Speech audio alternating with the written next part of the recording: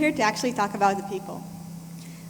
We're not talking about the fact that every child needs an adult who believes in her, okay? As a first-year computer science student, I doubted I could make it. I truly believed that I wasn't smart enough, so I had no motivation to study, and my poor grades seemed as further proof that indeed just wasn't for me. One day, my mom sat me down and she asked me, "What's going on? In high school, you overcame any math obstacle that was on your way. What's the difference?" And she was right. I did go from 30 to 100 in math through my own sheer willpower. And I realized that the difference was my self-efficacy. You see, during high school, I believed that I could make it. And that gave me the willpower to study. And when I studied, I succeeded. The second thing I realized is that overcoming those math challenges back in high school gave me an experience of success that in turn led me to enroll to computer science, so thanks, Mom. And that's also when it hits me that not everyone is as lucky as I was to have grown up in a supportive environment with the resources to pursue a career in STEM. And I discovered I really wanted to make that option accessible to many more kids currently stuck in their teen years, not believing what their future holds. For too many kids, becoming a part of this startup nation is far, far beyond their reach, or not even within their awareness. And it's not because they can't do it. It's important, it's because they've never been offered the tools or the belief that they can succeed. So right then and there, in my second year of computer science studies at the HUJI, I decided to start an initiative for teaching kids to code, to give them the experience of success, and build their lifelong sense of self-efficacy in the process.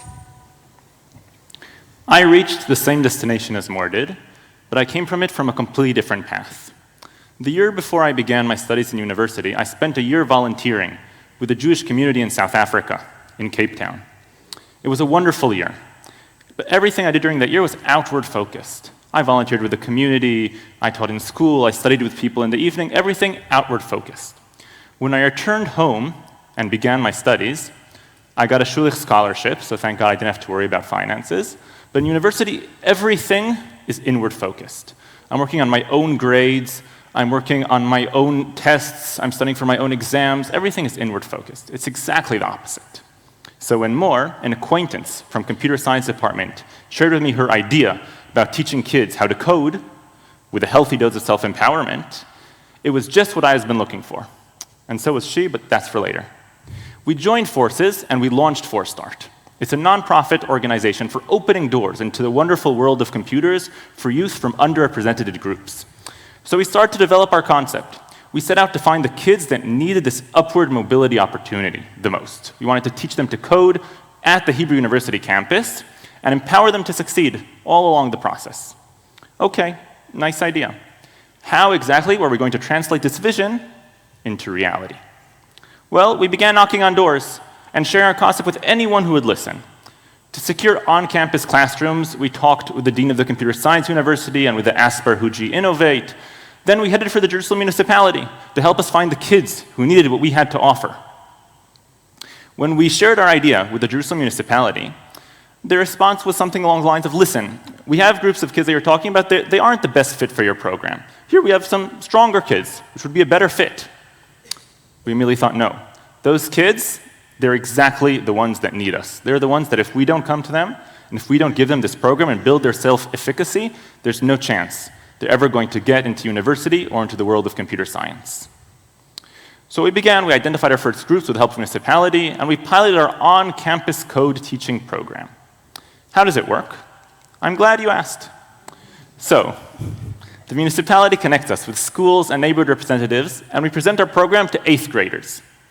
The children who choose to enroll in ForStart's annual program, they come to the Hebrew University campus once a week for a 3-hour session, and they learn how to code. During the first half of the year, they learn Python, the programming language. Then, during the second half of the year, they build their own project From A to Z, everything is their own. That's the first stage in building their self-efficacy and self-confidence that they can actually do this, building their own project. So, at the end of year one, we've got a cohort of accomplished 15-year-old Python programmers. They're invited back for year two.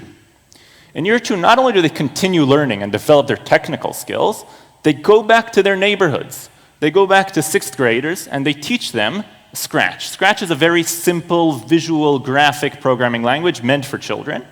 And they teach it to them. They teach it within their own primary schools. Once you, as a ninth grader, has taught someone else how to program, obviously you can program. This is the second part of building their self-confidence. In year three, participants, they already become assistants to computer science students and help teach the eighth graders. Hopefully, the year afterwards, they can already lead groups on their own. Throughout this process, children are gradually and supportively welcomed into the computer science family as equals. We've been watching this vision become a heartwarming and life-changing reality.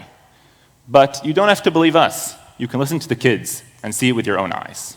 כלומר, שאנחנו למדנו, שאתה מלמד, אתה רואה שהבנת את החומר. זה מספק אותי ללמד יעדים אחרים, בגלל שזה נותן לי הרגשה טובה עם עצמי, שאני אעשה משהו מהידע שלי ושהוא לא יישאר רק אצלי, שאני יכול לתרום לסביבה שלי. הם צריכים להיות מודל לחיקוי עבור מישהו אחר, אז פתאום, רגע, אני צריכה להוביל.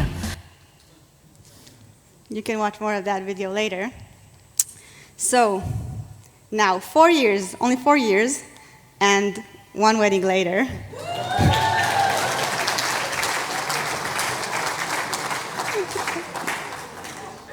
Many good stuff. But let's see what Start has reached. So to date, over 300 children have taken part from 17 different neighborhoods in Jerusalem. And we also already have 10 groups of youth instructed by youth. We have a group of ultra-Orthodox girls who found out in Start that they have a passion for computer science, and some actively decided that they wanted to improve math and English to become programmers because that's why when they realized it's important for the future. We have Arab-speaking groups of kids instructed by Arab-speaking students in the Hebrew University, opening up to a population that had a language barrier till now.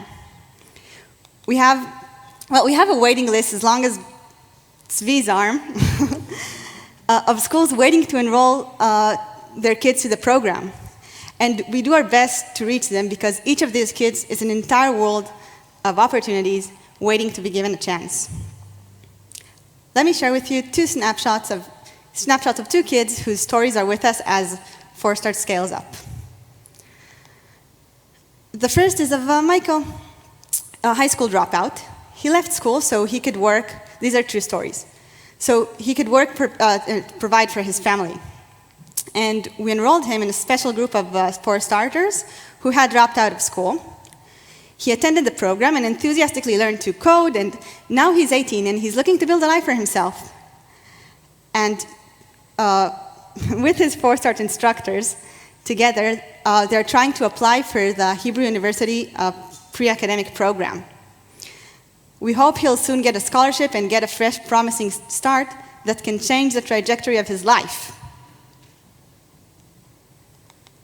Second is Yossi. And he too dropped out of school and then enrolled to a school that provides second opportunities. We are so glad to work with that school.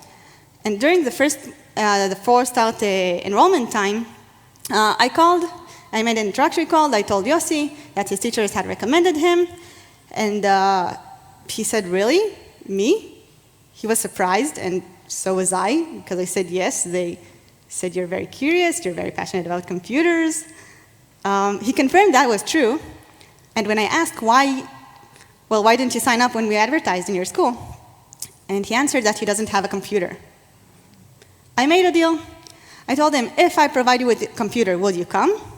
He agreed. He was a bit skeptic, but he agreed. And when I came to his school with a computer, his teachers had second thoughts.